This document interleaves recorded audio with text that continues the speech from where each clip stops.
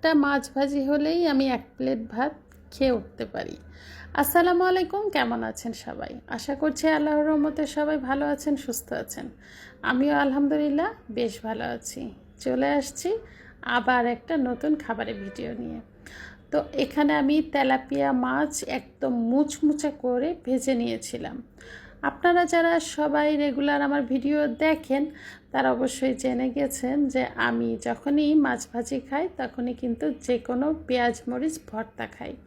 তো আমি বেশি সময়টাই কাঁচা পেঁয়াজ এবং কাঁচা মরিচটাই আমি সরিষার তেল দিয়ে ভর্তা বানিয়ে নিয়ে তারপরে আমি মাছ ভাজি দিয়ে খাই।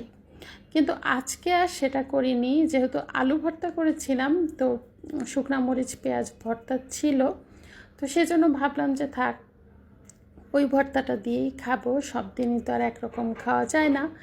তো আজকে এই জন্য এভাবেই খাবো। তেলাপিয়া মাছটা অনেক বড় ছিল, তো একদম মুচমোচা করে ফ্রাই করেছিলাম, যার জন্য খেতে কিন্তু অসম্ভব মজা লাগছিল। আর এই যে এইভাবে পেঁয়াজ মরিচ ভর্তা দিয়ে তো এমনিতেই ভাত খাওয়া যায়, মাছ ভাজি না থাকলেও কোনো সমস্যা নাই। আমরা মরিচ পেঁয়াজ ভর্তা দিয়েও ভাত খেতে খুব পছন্দ করি। আবার তো বলবেন যে আপনার মুখে এত রুচি, কি করব বলেন তো? রুচি আছে, এখন কি করার, আল্লাহ দিছে মুখে রুচি। আর রুচি তো এক একজনের এক এক রকম হতেই পারে। তো হ্যাঁ, আলহামদুলিল্লাহ আমার মুখে যথেষ্ট রুচি আছে এবং আমি খেতে খুব পছন্দ করি, খাই, সেটা আপনারা যাই বলেন না কেন। তো খুব মজা করে তো এই মাছ ভাজিটা দিয়ে খাচ্ছি, খাওয়া হয়ে গিয়েছে। তো এখন যেটা খেয়েছিলাম সেটা তো আরও মজার তরকারি।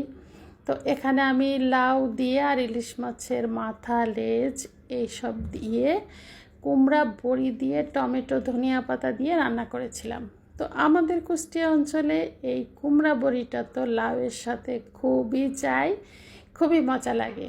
আর এই কুমড়া বড়িটা ভেঙে খাওয়ার চেয়ে আস্তই মুখের মধ্যে দিলে যে মজাটা লাগে সেটা হলো যে ওর মধ্যে রান্না করার পরে তরকারির ঝোলগুলি গিয়ে ভরে থাকে রস, তো মুখের মধ্যে দিলেই সেই রসটা বের হয়ে আসে, যার কারণে খুবই মজা লাগে। তো আমরা বেশিরভাগ সময়ই এভাবে ভাত দিয়ে খাওয়ার চেয়ে আগেই দু এক পিস মুখে দিয়ে খেয়ে ফেলে, কিন্তু তাই কিন্তু খেয়েছি। তো এরপরে তো এই যে খাচ্ছি, বড়ি ভেঙে নিয়েও খাচ্ছি। খুবই মজা হয়েছিল লাউ তরকারিটা। বয়স দিতে গিয়ে আমার আবার এখন খেতে ইচ্ছা করতেছে, তো এত মজা হয়েছিল। তো যাই হোক, আমি লাউ তরকারি দিয়ে তো মজা করে খেয়ে নিচ্ছি। আর এই যে ইলিশ মাছের মাথায় তো প্রচুর কাটা থাকে, যার কারণে একটু বুঝে শুনে খেতে হচ্ছে। তো শেষ ফাইনালি যেটা আমি খেয়েছিলাম সেটা হলো মাশকালার ডাল দিয়ে আলু ভর্তা। মানে ডাউল খেলে আলু ভর্তা থাকতেই হবে, তা না হলে আমার কাছে শান্তি লাগে না। তো যাই হোক, খুব মজা করে খেয়েছি। সবাই ভালো থাকবেন, সুস্থ থাকবেন। আল্লাহ হাফেজ।